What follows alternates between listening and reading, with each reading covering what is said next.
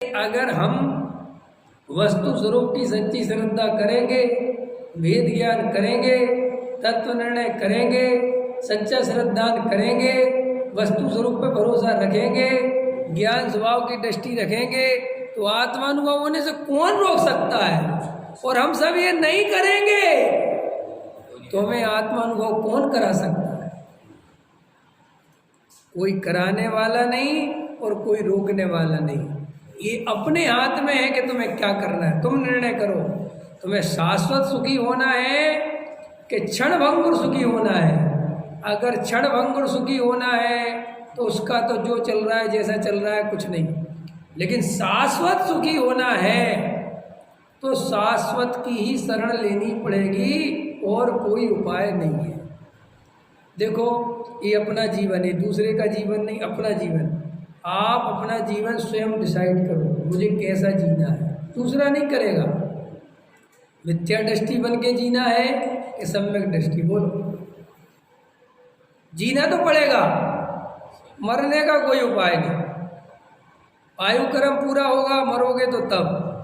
अभी जब तक जीवन इस पर्याय में निर्णय करो, सम्यक दृष्टि बन के जीना है कि मिथ्या दृष्टि। ये तुम्हारे हाथ में है। संयोग संयोग तुम्हारे हाथ में नहीं है। पत्नी के साथ जीना है कि बिना पत्नी, ये तुम्हारे हाथ में नहीं है। बच्चों को कैसे बनाना, ये तुम्हारे हाथ में नहीं है। वे परद्रव्य है, क्योंकि उन पे तुम्हारे अधीन नहीं है। ये तुम्हें खुद का जीवन मिथ्या दर्शन के साथ जीना चाहते हो, समय तुम्हारे हाथ में।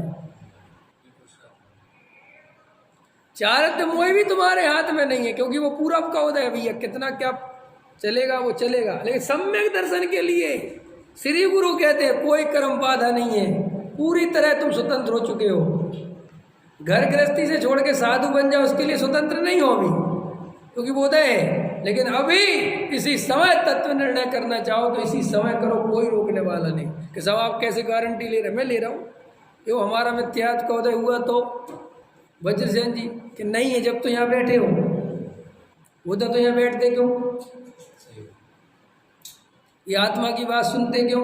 हम तो कहते ही उसे मिथ्यात्व का उदय है जिसे आत्मा की बात न सुहाए।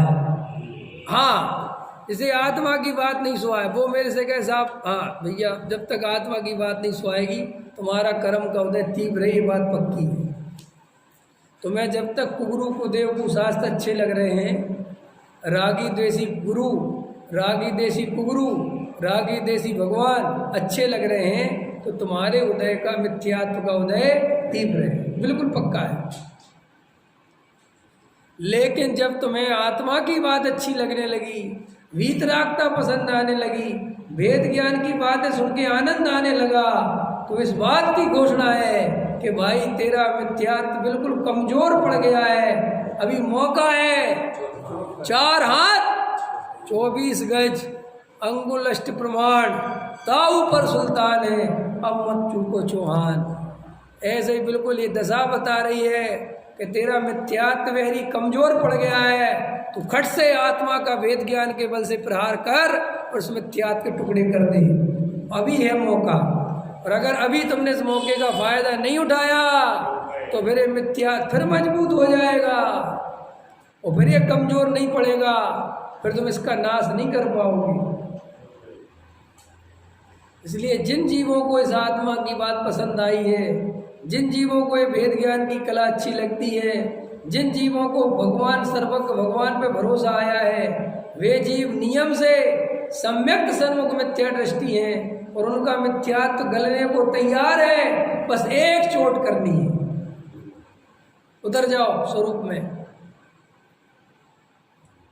कुछ नहीं है अभी, बिल्कुल बिल्कुल। वो इंतजार ही कर रहा है कि तुम मेरा नाश कर दो। लेकिन तुम पुण्य में अटक गए, दयादान में अटक गए, इन कामों में अटक गए, तो फिर वो मिथ्यात्व बच जाएगा। क्योंकि मिथ्यात्व ऐसे ही बचता है जन्मों जन्मों से।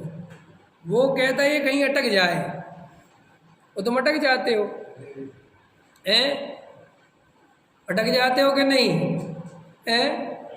बह रे धर्म की धार आज इस नगरी में, झिमी झिमी उड़ रे गुलाल। यही मतलब इसमें ही अटकोगे। ये गुलाली उड़ जाएगी। है नाचे जो इंद्र देव रे, नाचते रह जाओगे, ये मिथ्यात बच जाएगा। ये सब पुण्य के उदय में गाफिल होने के तरीके। इंद्र साहब आ गए, सौधर्मिंद माला पहनाओ, पहनोगे माला, और मिथ्यात वैरी बच जाएगा।